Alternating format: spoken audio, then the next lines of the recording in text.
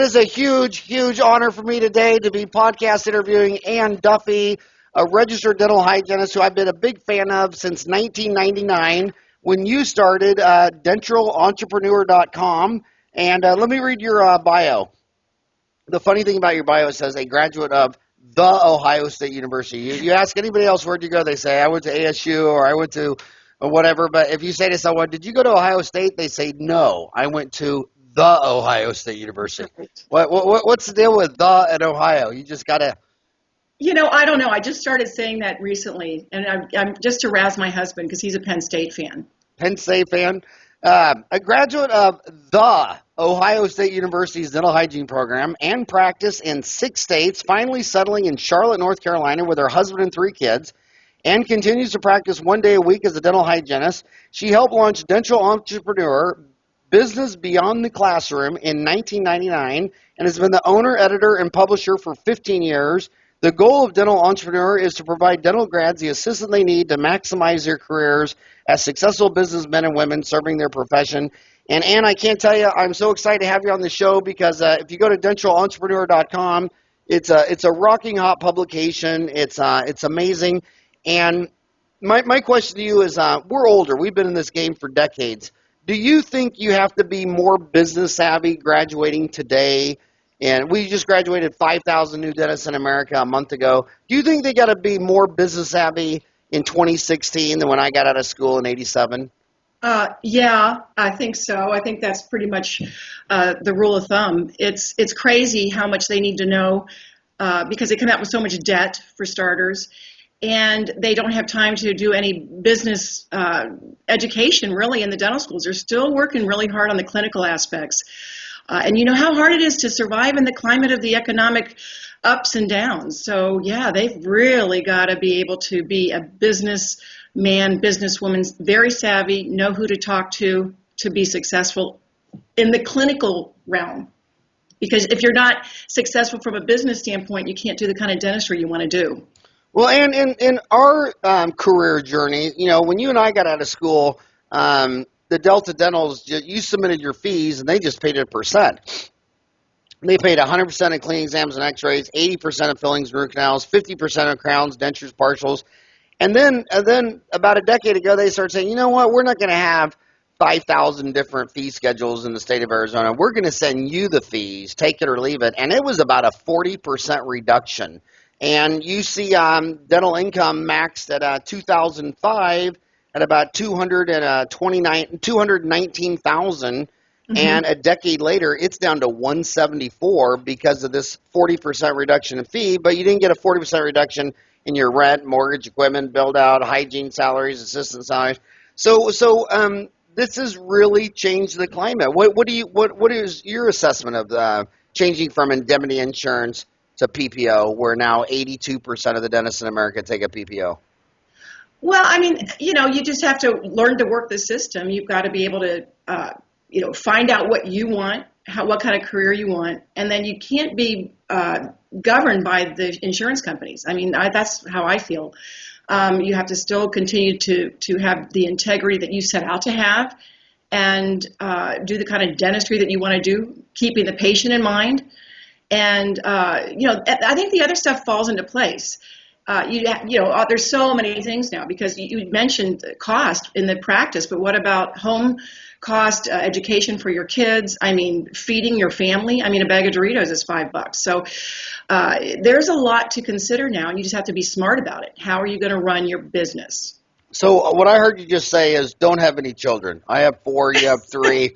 Ann just said do not have kids. Ryan, I want you to get a vasectomy this afternoon before 5 o'clock. So, Ann, who is your target market? Podcasting is a youth behavior. You don't go to a bar with a bunch of 50, 60-year-old dentists and have them talk about podcasts, but the 30 and under. So you're talking. So what is your target market? Is your target market for dentralentrepreneur.com dental students or first 5 years out? Who are you trying to hit? Okay, so it started out as dental students. A funny story because when Frank Elliott had this idea, he was going up against dental economics, which was like David and Goliath. And then he kind of retooled it and found this little niche publication idea of going to the dental students because, again, they have not much business, education, and so we've been pretty much focused on the dental students. We go to every dental school in the country, and now, I mean, in the past 2 years, we're reaching out now, Howard, to those practicing 10 years or less, the young dentist, the young graduate, because things have changed. They're not just jumping out of dental school and going into their own practice or starting from scratch. I mean, they're getting a little bit of, momentum and speed. And then also, my idea now, pre-dental too. It's never too early to start networking, to start honing your business skills, and putting your vision and your what do you want out of your career on paper. So you mail it to just seniors or juniors, or do you mail the magazine to? Well, we used to be just juniors and seniors, and it depends on the school. We have, a great relationship with the schools. Some schools and we go print also. So like NYU wants 400 copies for all of their students. Some schools are fully digital, like Oregon's fully digital. So we just send it out digitally to our point person, and they send it out in a listserv to their students. So we have morphed into every dental student, those in pre-dental, and those practicing 10 years or less is really our audience. And how many is that altogether? How many people would that be altogether? How many people? I don't know. Probably 30,000, 35. Wow, that is so cool, and I'm so damn proud of you. I think that's so important. And dental economics, that they're doing great. Whenever people talk to me about magazines, I always tell them the same advice I give to dentists. When I practiced 30 years on this corner in Ahwatukee, which is the southernmost part of Phoenix, and when I got there 30 years ago and ran across the street to meet all my homies, half of them slammed the door because they saw me as competition. The other half were like, come on in and have a beer and a cheeseburger. And 30 years later, the ones that were thought in hope, growth, and abundancy crushed it and had a great career. And the ones that lived in fear, I thought, were miserable and unsuccessful. And I've never thought, I've been dumb enough to think that a dentist only reads one magazine. Like sometimes I've talked to a podcast person, they go, well, I can't, I'm on the team of, and then they'll name another magazine. I'm like, well, do you know any dentist that only reads one magazine? Aren't we all in this together? Our competition is VCRs and trips to Disneyland and their iPhone and Netflix. It ain't, me against another magazine or whatever. I just want, I love you so much because you're helping my homies. You're helping these kids do it. So what's working in your message that you're delivering to 30,000 people? What's helping them become dental entrepreneurs? What do they need to work on? If you were a dental student, if you're a senior in dental school looking at this right now and you're thinking, damn, I only got 1 year to graduate, or you're talking to the 5,000 kids who just got a diploma a year ago, and right now they're having a mental contusion because a month ago they were obsessed with getting their last crown cemented, and now they're standing there, what? Now what? So what would you just say to the new graduates? Now what? What do you recommend for a dental entrepreneur? What should they be doing? Well, I think I was thinking about this getting ready for the call. The most important thing to me is to start early in your networking capacity, and then finding mentors. Find a mentor, somebody in your sphere of influence that you admire. Who's your dentist? Who do you think, who's writing for us in Dental Entrepreneur? It's interesting to me how they do. I would love them to reach out to the experts in the field, because the experts in the field, they want to help. And so I think that, of course, we in our publication, Getting Started, Business Fundamentals, Practice Boosters, and, Power to Succeed, we've got these subtitles. But all of that's just really important. It's pretty simple, Howard. If you look back at all of our publications, it's a pretty standard message, just given a different way.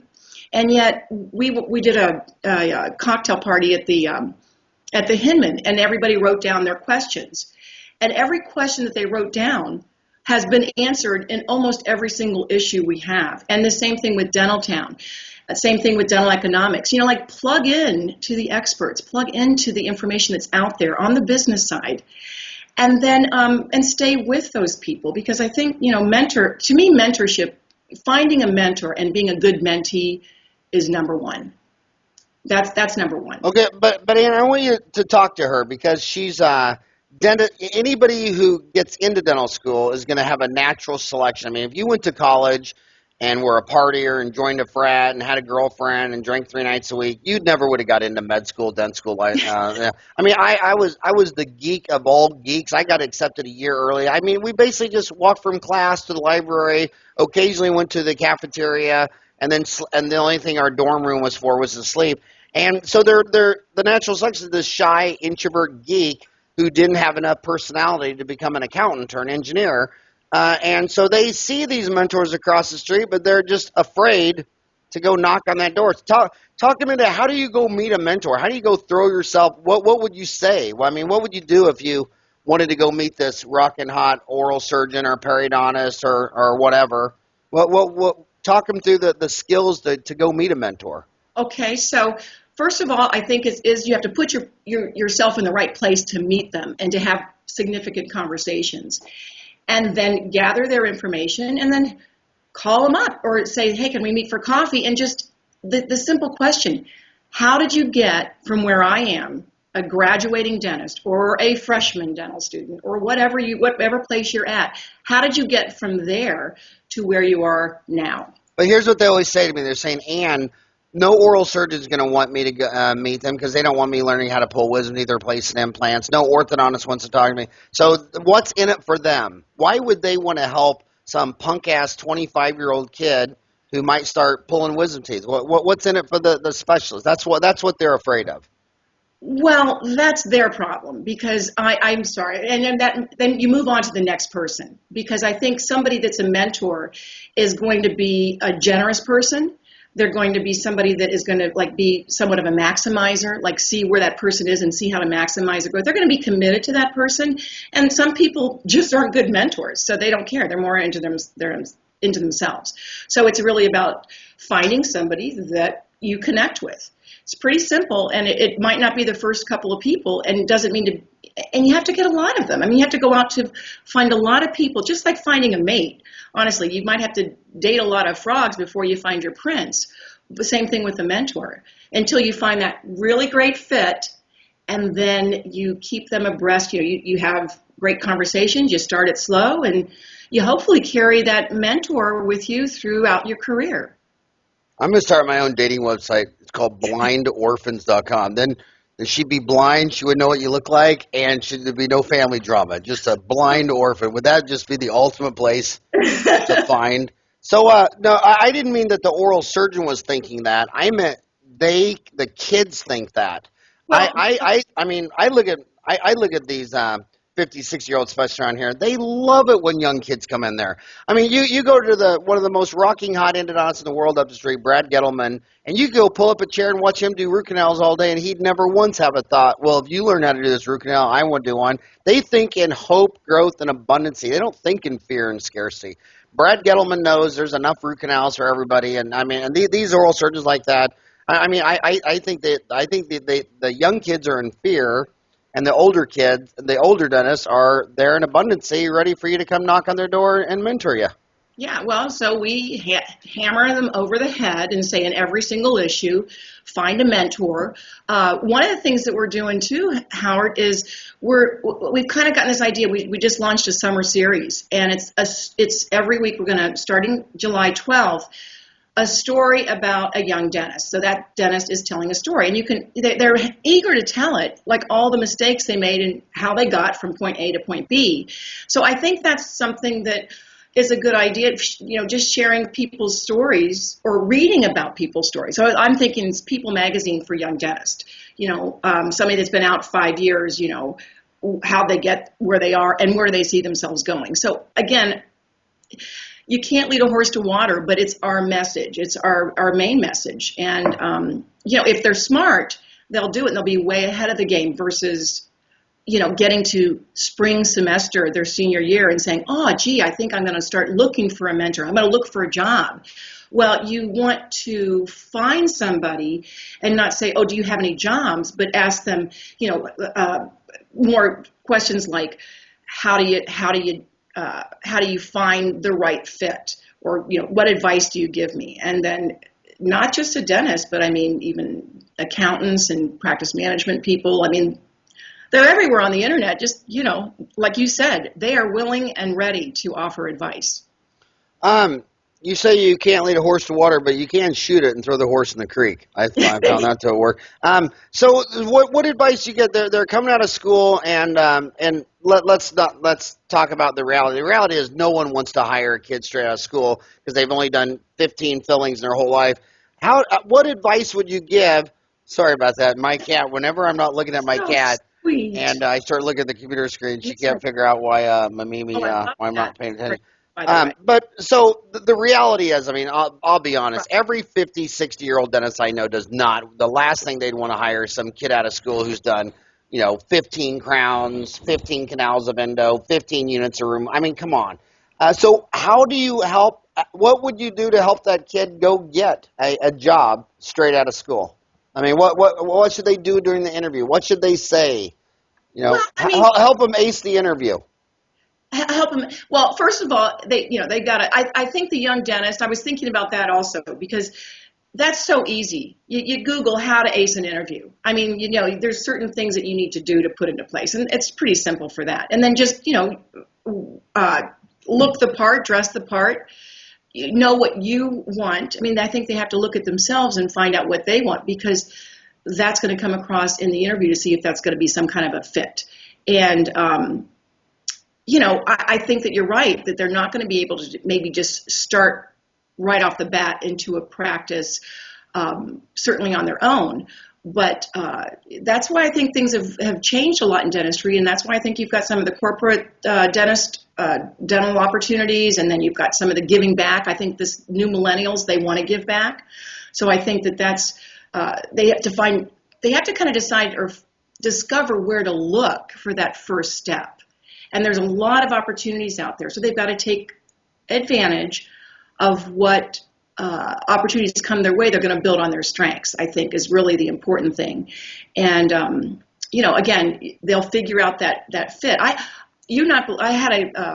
Something came across our office, this young dentist, Jordan, in fact, his name, Jordan Thomas. So he put a little flyer together on what he wanted.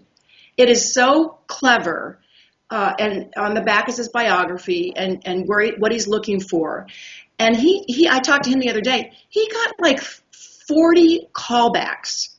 And he's been traveling all over the Carolinas because he wants to stay in the Carolinas. They like the weather here. And they're meeting with dentists that are interested in hiring him. He's a junior at Chapel Hill. So again, he's starting early. He's being proactive. And he's just putting his best foot forward, his best self forward. You got to be yourself, and you got to hone those skills. You got to make sure that you put things in place before you graduate. Like, you can't be reckless with your spending. You got to have a pretty good credit score. You got to, all those things that not only for dentists, but just in general, young people that are getting jobs. Because even if you're going corporate, like if you're going to the banks, they're going to look at some of these things that are on your record. So it's just being an outstanding person all the way through. And as you know, Howard, as you meet these young dentists, at the ASDA Leadership Conference that I go to, I mean, they are outstanding young people. They are sharp. They're smart. I mean, they're dressed. I mean, it's almost like they don't need any of my help, but they do. I mean, so, you can never be like, I know everything. You have to stay humble about that and be open to, any kind of advice or just be open to, whatever the perception is when you come to see them. Anytime I'm having dinner with a bunch of old dentists, I always tell them, the younger ones that they're better than us. Like we took a group to a missionary in Mexico. We took a group to Tanzania mission deal, and whenever I'm in these dental schools, it's like, my God, their heart is in the right place. I'm more proud of the dental profession looking at who's chosen the profession and just walked out of dental school an hour ago than a lot of the guys that were in it, old people when I got in. I'll never forget the most fun dentist I ever met in Phoenix, Arizona. I got here in 87, and the life of the party was this 65, 70-year-old dentist. And he uses cuspidor as an ashtray. He had 100 cigarette butts in his ashtray, and now there's not even cuspidors. Not only do you not smoke in a dental office anymore, they don't even have cuspidors. When's the last time you've seen a cuspidor? Oh yeah, yeah, long time ago, but believe me, I've seen them. But these kids are amazing. So I want to ask you the reverse question.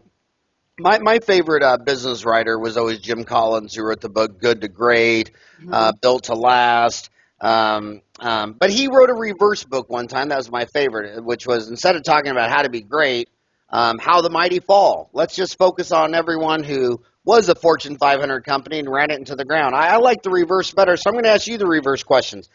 You've been in this game. You've been watching young dentists walk out of school. What mistakes would you avoid? I mean, if you look back at all the people who got mixed up and went the wrong way, talk about what they should avoid instead of just talking about what they should do right. What should they avoid doing wrong?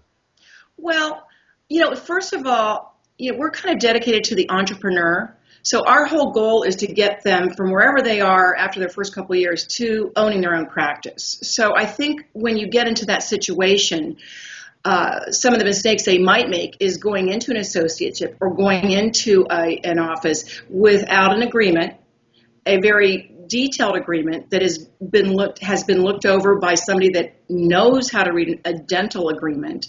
So I think that's really important. They need to have an attorney that knows the dental industry. They need an accountant that knows the dental industry. I mean, a lot of times they'll use Uncle Charlie for their accountant or their CPA, and that's not going to work in the dental profession. So I think that's one thing. They need to make sure that they form a great team around them and one that is professionally related to the dental industry. And I think that's important.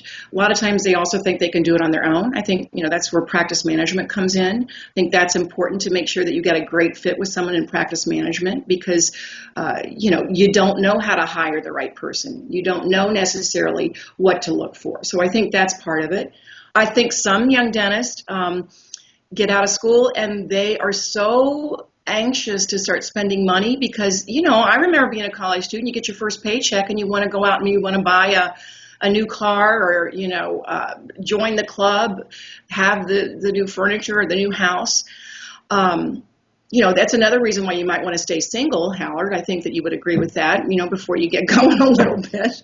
But, that's another thing that I think that some of the dentists get, they put the cart before the horse, and you got to be patient. You got to really, pay your dues. I mean, look how hard, I think young people, do they realize how hard you worked, how hard I worked, how hard all of us worked back in the day? I mean, we weren't just doing Monday through Thursday, 8 to 4:30. I mean, weekends and nights, and those are the things you got to really, you got to really work for what you want.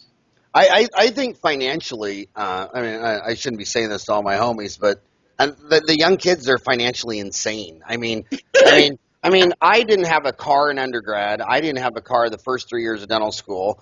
Right now, I got money, and my car. What year is my car? 2004. I could go buy a 2016 today, but I'm not a fool, and their money will soon be parted. I look at these kids coming out of dental school and buying $85,000 BMWs, an $85,000 BMW. Are you kidding me? And then they go buy a house. I mean, they're a 25-year-old punk, and they go buy a house. I'm like, look at your parents' house. Look at your grandparents' house. How come your grandparents' house could fit inside your parents' house garage? And why could your parents' entire house fit in your 3-car garage? And why the hell does a 25-year-old kid need a 3-car garage and an $85,000 BMW? I mean, they're literally insane. Yeah. And they keep talking about their student loan in debt, but if you look at their monthly check register, their student loan payment is about the size of their eating out, traveling, vacation, and then they go into dental school and they're using student loan money to take cruises on spring break. I mean, yeah. So they're spending when a kid tells me there are $350,000 in student loans, I say, yeah. And how much of that was spent on complete bullshit? Yeah, that's half. So if you can get them early, I mean, that's the other thing. Like that's why I decided we got to go to pre-dent. and make sure the freshmen, because you can start these good practices and discipline early so that it's like a small sacrifice for the big gain. And I'm a big proponent of that. Let's make the sacrifice on the front end so that when you're like our age, and actually you're younger than I am, we can reap the benefits, and we can have a life of freedom, which is the entrepreneur. Because, you want to be prepared for your late 50s and 60s to still be able to love dentistry, still be able to contribute to your patients, contribute to your staff, have a great practice, and not work like a crazy person because you're still paying off debt from, all the years of overspending. And the spending problem is emotional. Who's that woman on all the TV talking about spending and saving and retirement? Who's that? She's got blonde hair and it's I can't remember, but Susan Ortez or Susan. Yeah, we gotta ask her if she'd be on our podcast. There's an outside chance that woman's batshit crazy. Let's get her on. She might do it because the bottom line is when I drive around Scottsdale, everybody that has a BMW is leasing it or making payments. And then when I drive around Kansas, everyone that could buy a BMW in cash is driving a 20-year-old truck. And it's something about emotion. I mean, I'm just happier to have that money in cash. I don't want to trinket a toy. I don't want it. It's like they'll buy a boat. I mean, you don't want to buy a boat when you can find a friend with a boat. Why the hell would you buy a cabin? You can rent a cabin, or you got a friend with a cabin. I mean, I don't have any of that stuff. Yeah, but think about it. This is the other message, is that you have that much pressure on you that you have to pay and have these kind of like that kind of a nut at the end of the month. And then you can't, you really want that person to get a crown. So you're not even thinking about the patient. You got to get crowns. You got to get this done. You can't give your staff raises. You can't go to your CE because you don't have enough money because you're spending money over here.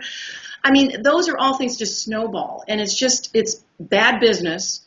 And if you're going to be in the dental industry, you still, even if you're working for somebody else, you still have to be able to have your dental business within the bigger dental business. And that's just advice, good sound advice from a mom or a dad or a mentor, is to take it slow, don't get in front of it, stay behind it at all times, and or vice versa, so that you can actually have way more money at the end of the month, and you can actually go to sleep at night and not worry about it, and then do, again, the kind of dentistry within the integrity of your heart. And you know what? They think they'll be happy and rejuvenate by going on some $5,000 cruise, and they'll put it on a credit card, and they'll spend a year paying off. When if they would have taken $50 and gotten a bunch of beer and gone to the lake with a tent, they would have been. It's just a minimalistic lifestyle is so much less stressful. I want to go back to associate mistakes. I think the associate mistake I see the most often is they're chasing the almighty dollar. Who's going to give them the most money, this or that, and then they go into some place that doesn't have their core values, their heart and soul. They feel like they're on an assembly line. I'm like, well, that's exactly what you look for. And then when there was another office where the staff had been there a long time, you'd make less money, everybody was happy, and you'd learn things like leadership, how to attract staff, how to keep patients for life. So they actually shop for their worst freaking nightmare, and then they wonder why they're all stressed out when they get exactly what they were looking for. Yeah, I mean, they're looking for the snazzy office, and they come in, and again, it's the heart of the office, the culture of the office, and that's really what they need to be looking for, because that is going to help transition them from being the associate to the main doctor, and you're going to have, you're so far ahead of the game, because you can't hire, that whole hiring thing, hire for attitude and not for skill. You got a great staff. That's really just the vibe of the office is so important, and not all the bells and whistles. And some of the best ortho in my area, and the best oral surgery and the best endos are by people who are miserable, throwing instruments, cussing, screaming, all that. And I wouldn't even chase clinical perfection, going all this stuff. I would chase a work-life balance in a happy area where it's happy staff, happy kids, happiness. Oh, yeah. Instead of just saying, I mean, there's a reason some of these greatest clinicians are the greatest evers, because they weren't well-rounded. They were batshit crazy. They were completely insane. And then these dentists fly clear across the country to go chase this stuff, and then go home and try to have, so much. I don't even believe on that you should care more about your own clinical dentistry than the patient does. I mean, why are you sitting there beating yourself up over a filling on some man who's never flossed his teeth in 64 years and came in with a sandwich stuck between his teeth. Yeah. And you're going to run 30 minutes late redoing the thing because the contact wasn't perfect when this guy doesn't even care. You know, Yeah.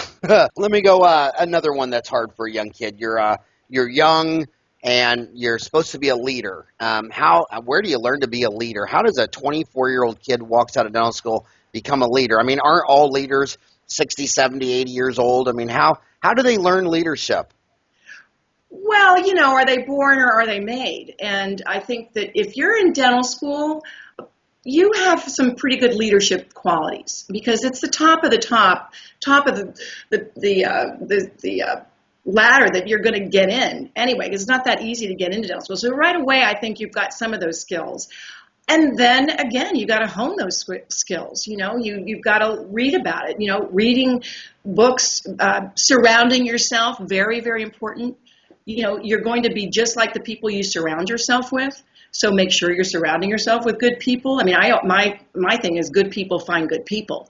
So, you know, that's very important. And then, you know, leadership is a muscle. You got to work on it. You got to exercise it. You know, I really believe, and you mentioned it, and it's so true. And I've always admired that about you, Howard. It seems like you have a really nice work-life balance, and that's why you have this. That's why you can bring this energy to people listening to you and Dental Town and you know, just the world. I mean, right now, because you've got some energy there because you aren't so focused on just one thing. I wouldn't necessarily call someone like that well-rounded because I think sometimes what makes a really great person to me is somebody that knows what their strengths are and really looks for the opportunities that build on those strengths. And then they surround themselves with people that have different strengths. And then together you got this great team.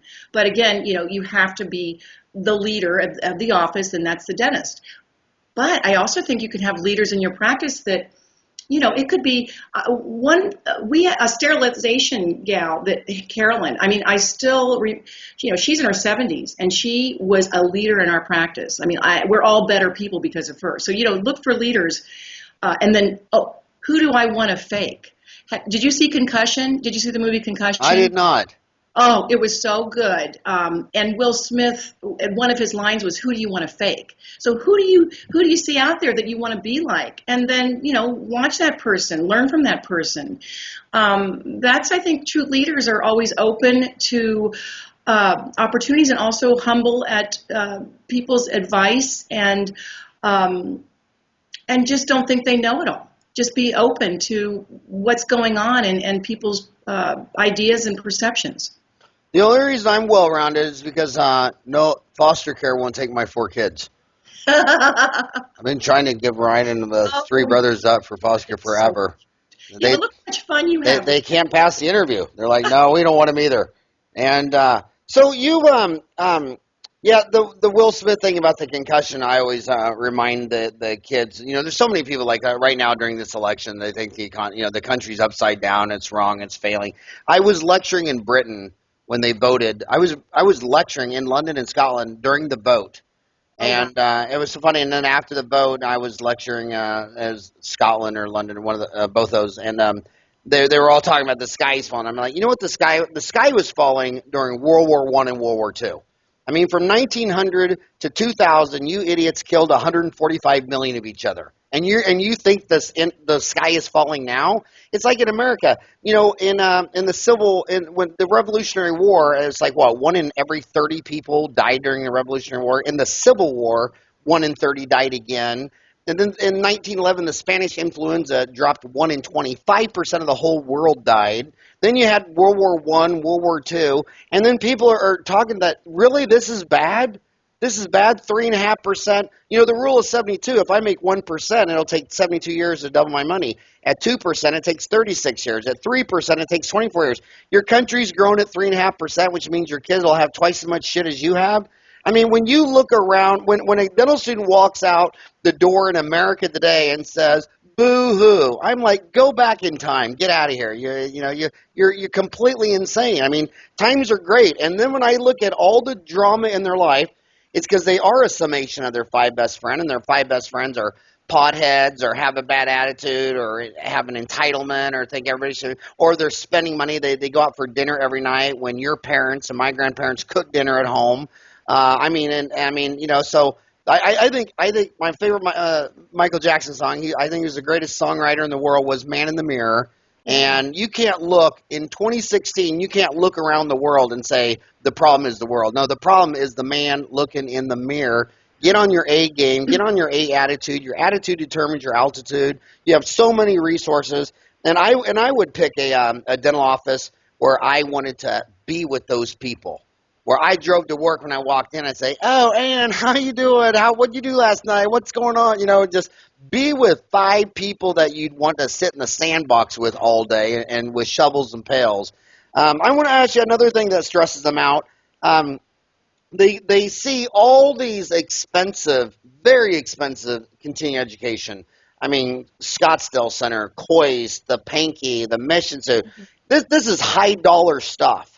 And they're young kids, and they're thinking, they have a lot of Christian guilt, like, well, I know I need to be a better person, and the only way I can prove I want to be better is to go drop $5,000 a weekend on some institute. What do you say about or they're being told they need to buy a CAD cam? That's $150,000, or lasers, or they're overwhelmed. What do you tell them about a CE that's a return on investment? There again, it's a personal choice. So I think that, first of all, I think a lot of the CE companies and people that are offering this give the young dentist a break. So again, what interests you? I mean, find out what interests you and then find a way to get there. Nothing stops me. So, I can't say which is better or where they should go. I just find, they should do their own research. Ask their mentors, ask their colleagues, the people that are successful in the community and in their dental class. The alum, that kind of thing. What did they do? How did they do it? And what courses attracted them?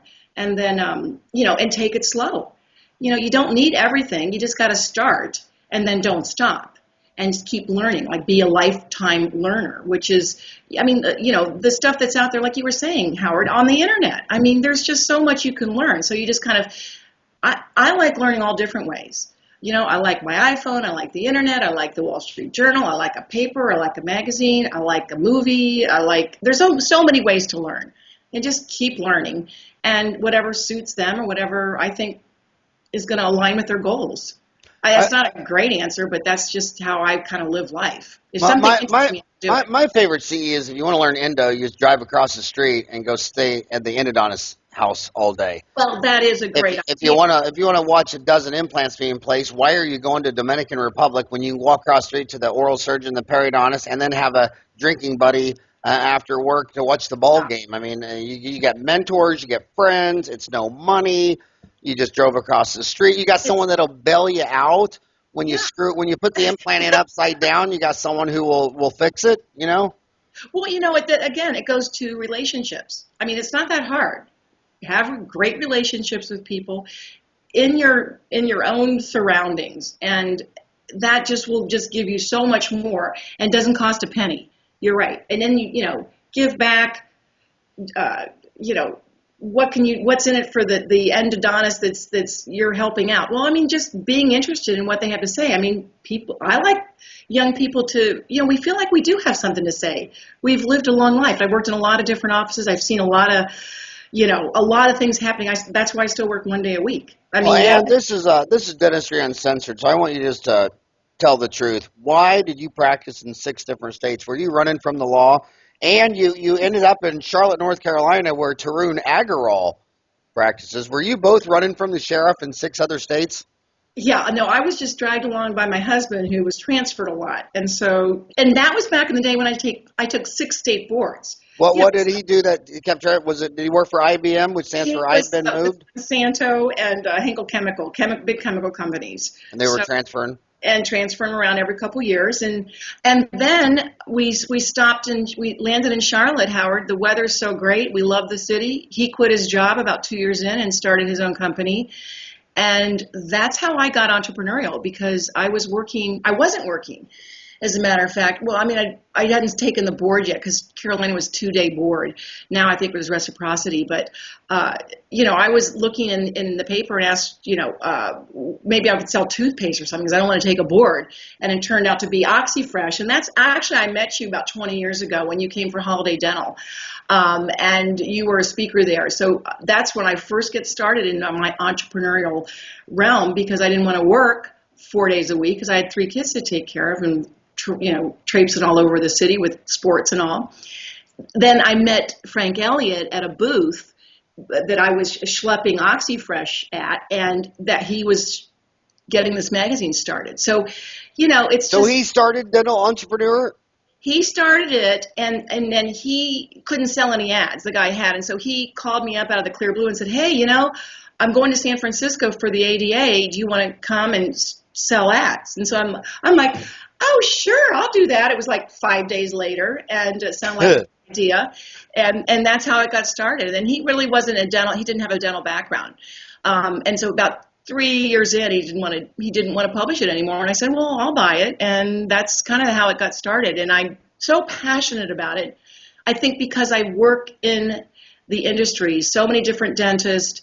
Even the practice I'm in now. I mean, I've seen the senior doc have a divorce with the first associate. Then I've seen the second associate come in. Then the doc retired, and that wasn't a good thing. I mean, there's a lot of things that went on, and then all the staff. And, you just got to be in the trenches, as you know, to get these ideas coming into your head about what makes a good practice, what makes a good dentist and a good team. So if they go to dentistryuncensored.com, tell them what they're going to find at the website. How can they sign up for the digital edition? I do notice one thing with the kids.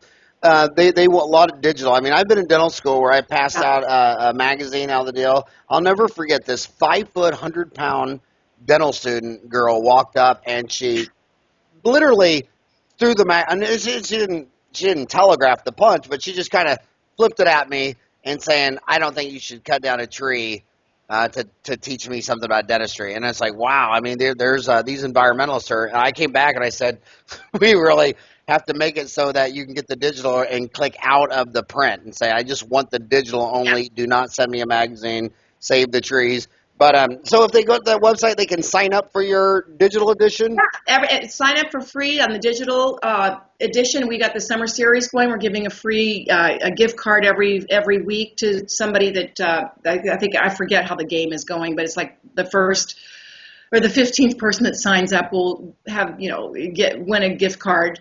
Those are things we're trying to do to drive to the website because we've got all the information. It's all archived on there, and it's funny you say that about trees, Howard. Okay, so my husband Tom was in the paper industry, in the chemical industry. So I like recycled paper. So I never really have a problem. It gives jobs to the people in the United States. You can recycle all of that paper and reprint it. So it's funny. They all eat bread, and I grew up in Kansas. I got 2 crops of wheat out every year, and I sat on a tractor on a combine more hours than I could even count. And they get it when they see a crop planted, raised 90 days, replanted. Yeah. They don't understand that a tree is just a 30-year cycle. Yeah. They see it as some sacred cow thing. It's but whatever. I don't want to get into any environmental debates. No. But anyway, so yeah, we can, and we're all adapted to functionality on your iPhone and your iPad, and that's why we're setting it out into the. Oh, look at you! Hello, it's on my iPhone. Thanks. I love your man. I'm a big fan of you. I really am. I'm a big fan of you, and I think you're helping the kids immensely. I just think it's great. I want to. You this month was Chris Sorton's DDS My Story. Yeah. I just want to real quick tell them my story on that deal. Back. Want to hear it. My marketing and search. I graduated. There were no computers in my dental school. I opened in '87. And I opened Monday through Friday. Then Saturday and Sunday, my search engine optimization was I put a backpack of flyers, toothbrushes, my name and numbers on it, balloons for the kids, and I had a map of Ahwatukee, which had, I think, 25,000 people living in about, I think it was 3.1 per house, so it was about 8,000 houses. And every Saturday and Sunday, I walked door to door, knocked on every door, and said, I'm Howard Farran. I'm the new dentist up at 48th and Elliott next Safeway. I'm going to be here for 45 years. I just want to get out and meet the neighborhood. And every third house made an appointment. And when I got done with the last house on Sunday, I had no hour and a half openings. I didn't have an hour and a half opening for a new patient, exam, x-ray, cleaning, whatever. And it took me half a year to bang my fist on every single door in Ahwatukee. And here it is 30 years later. I still have patients coming in saying, cracking up, laughing, saying, I remember when you still had hair and knocked on my door 50, and then they'll say, was it 50 pounds ago or 30 years ago? They still remember. Then the second search engine optimization I did is my two older sisters left high school and went straight to the Catholic nunneries. And I know how big and important churches are in communities. And I went and knocked on all 17 churches, and I said, you know what? Someone's doing free dentistry on my sister in Lake Elmo, Minnesota, in the Cloistered Carmelite Monastery. Someone else is doing free dentistry on Sister Jean Marie at the Immaculate Heart of Mary in Wichita. And so I can't do free dentistry on them, but I'll do free dentistry on you. And so then they would come in, and they were my mentors because I was a 24-year-old kid. And these were leaders, pillars in their community. And what was also interesting is they got me out of trouble. Sometimes an upset patient would be complaining to the I remember the Lutheran minister, Don, was it Miles? Don Lyles? Or God, I hope he doesn't hear my podcast. And he called me up and said, hey, you know that patient you had, Ann Duffy? She's really, really upset. And she came to me and said, you're the one who referred me. And then I say, well, what would you do? And he'd say, well, I'd just give her damn money back. Just, or whatever. And so they were probably, I don't know, probably half of my new patients were from doing free dentistry on every church leader in Ahwatukee, all 17 of them. And I think of the 17, I think it was 12 of 17 took me up on it. And then the knocking on the door to door. And then as far as the charity dentistry, you don't have to go to Mexico or Africa to do charity dentistry. No.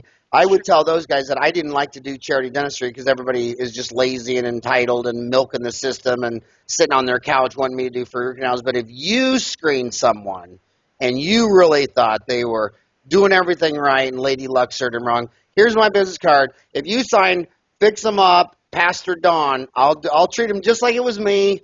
No money. And but and then I mean some of the marketing things, like I remember one time a pastor called me out and said, we have a special needs kid and he's has a 3-wheel bicycle and he's like 50 years old and he rides around the neighborhood and someone stole his bike at 7-Eleven and he's just devastated. And I said, well, I'm busy. I mean, I barely could take the phone call. I said, what do you want to do? He goes, well, the bike's $300 and we're trying to raise money. I said, I'll buy the $300 bike, but I ain't got time to go get it. You go get it. Come by the office. I'll give you a blank check. You go buy the bike.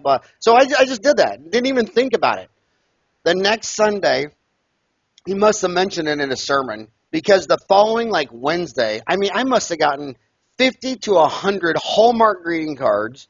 Wow. I had all these little ladies coming in bringing me cakes and cookies. And it was just the best marketing is just get out and run for mayor. That's what I tell them, run for mayor. And people my age aren't on Instagram and Twitter, and you're not going to tweet your way to success in Parsons, Kansas. Get out there and push the flesh. Join the Kiwanis, join the Rotary, join the churches. Just get out there and run for mayor. If you run for mayor and you're a good guy, your business will explode.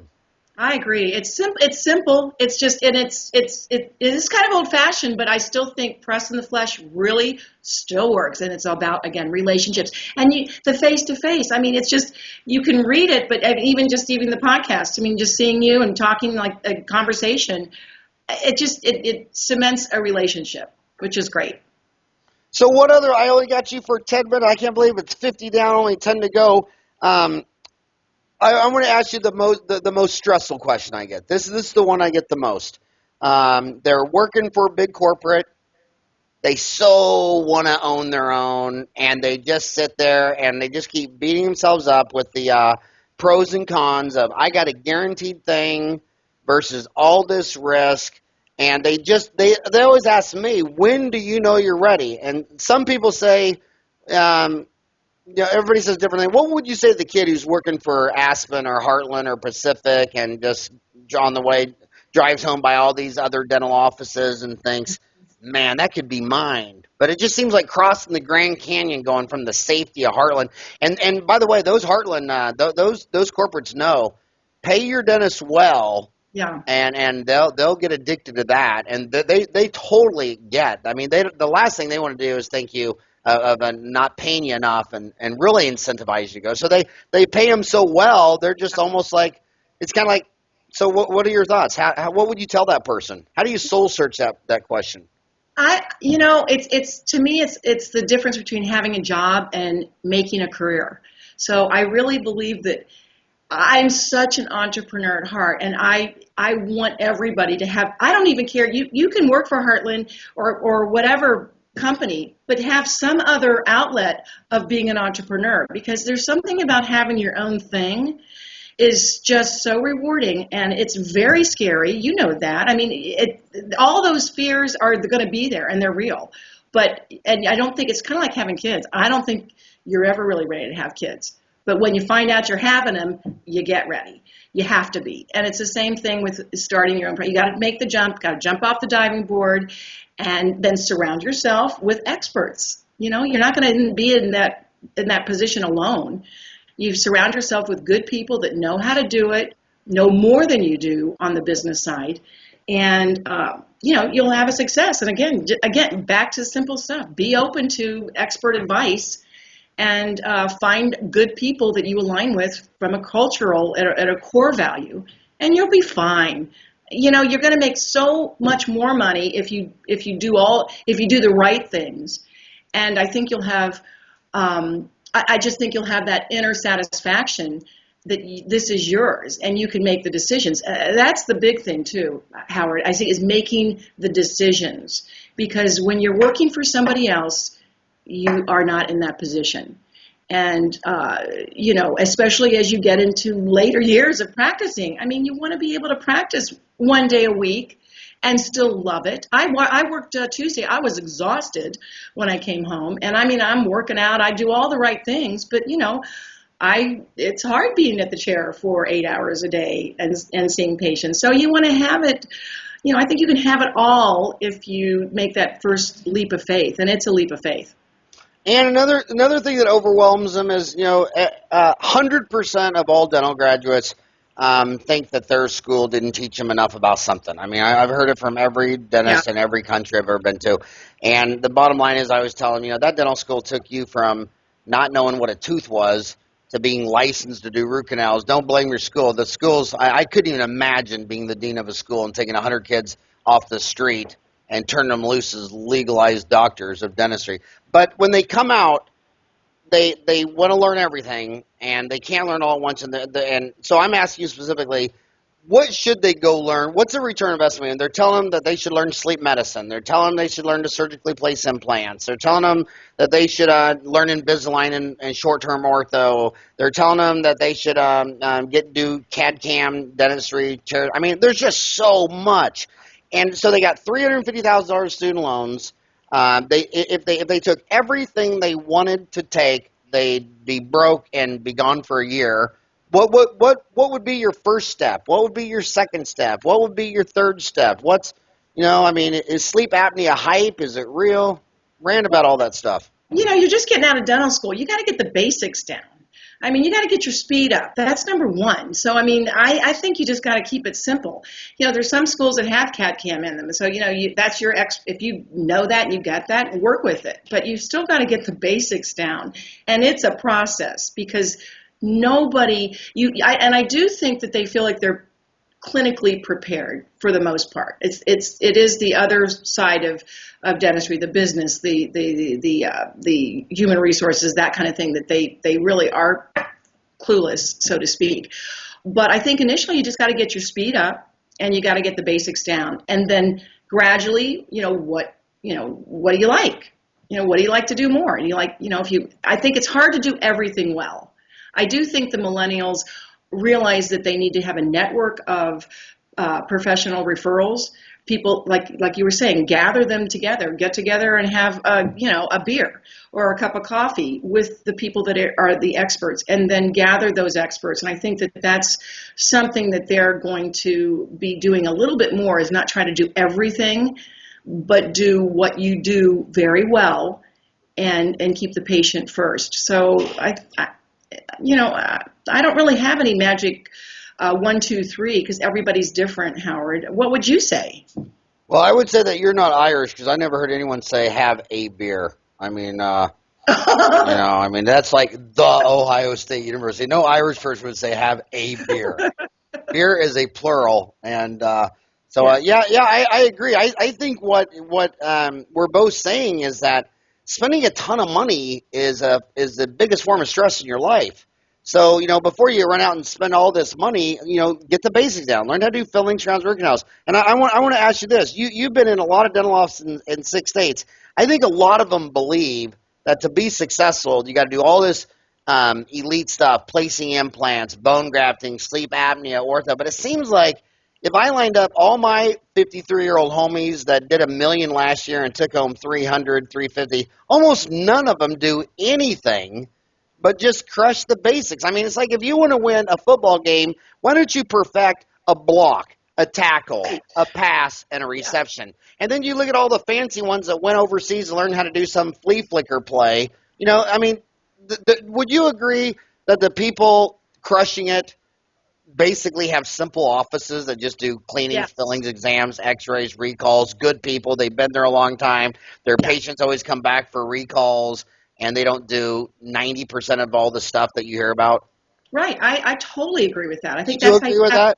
Yeah, I would totally agree with that. And then have a good referral base. Have a good referral base. People that you believe in, then you get good people, find good people. You got this great thing, and the patient's going to, excel. And then I think you can really practice the way you want to practice, and that goes to life balance too. Because if you've got so many things going on, that's all expensive stuff, and you can't do it all good. Well, and I would also say, exactly, you can't do it all well. In the year 1900, there were no specialties. By 2000, the MDs had 58, and the dentists, who were just in the mouth, had 9.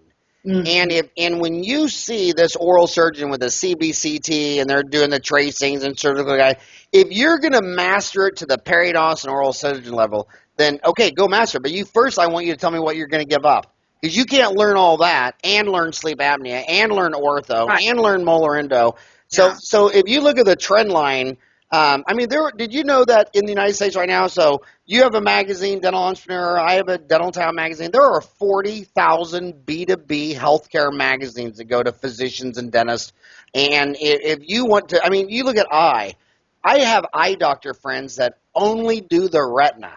They don't even work with the rest of the eye. They don't do glass. It's so specialized. So if you're going to go out and commit to learning something, I first want to know what you're going to move off the table. What are you going to give up? Because if you think you're going to be all things to all people in 2016, you were born a century too late. Well, exactly. And listen, if I have to have my retina fixed, I'm going to go to somebody that does retinas all day long. That just is common sense also. You want somebody that really knows what they're doing, and that's repetition. Yeah, 10,000 times. That's the latest book. What was that guy's book who wrote the deal? Said you had to do something 10 years or 10,000 times to really be proficient at it. I'll have to Google that too. Yeah, but you only got 1 minute left. We're coming up an hour, so give them your best plug, your best sales pitch on why those 30,000 kids should go to dentalentrepreneur.com.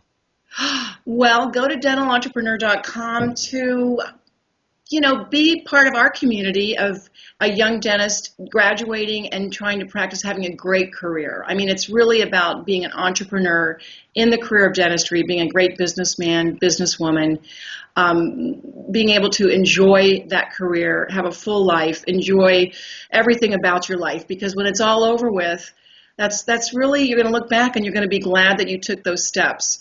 that we outline in the magazine. We really keep it simple, so please check us out, and we'd love to hear your stories. That's the other thing, Howard. We're really sharing. That's my new thing right now is I want to share stories. So if you got a great story and you want to share it, please contact me, and we'd like to help others with your story. How do they contact you? They can contact me, Ann Duffy, DE, at gmail.com. And Duffy, DE? Yep, for Dental Entrepreneur. So it's Ann, A-N-N-E, like my oldest sister, Sister Ann of Yahweh. But you're not Sister Ann of Yahweh. You're Sister Ann Duffy. Yes. Ann Duffy, DE, at dentalentrepreneur.com? At gmail.com. Oh, at Ann Duffy, DE, at gmail.com. And also, it is Ann Duffy at Dental Entrepreneur. Okay, that's what I was thinking. Because, well, you got it, but no one can ever spell entrepreneur, so we go back and forth. But we do It's got to be a French word. The way it's spelled, entrepreneur must be French. Yeah. So it's either Ann Duffy at dentalentrepreneur.com or Ann Duffy, DE, at gmail.com.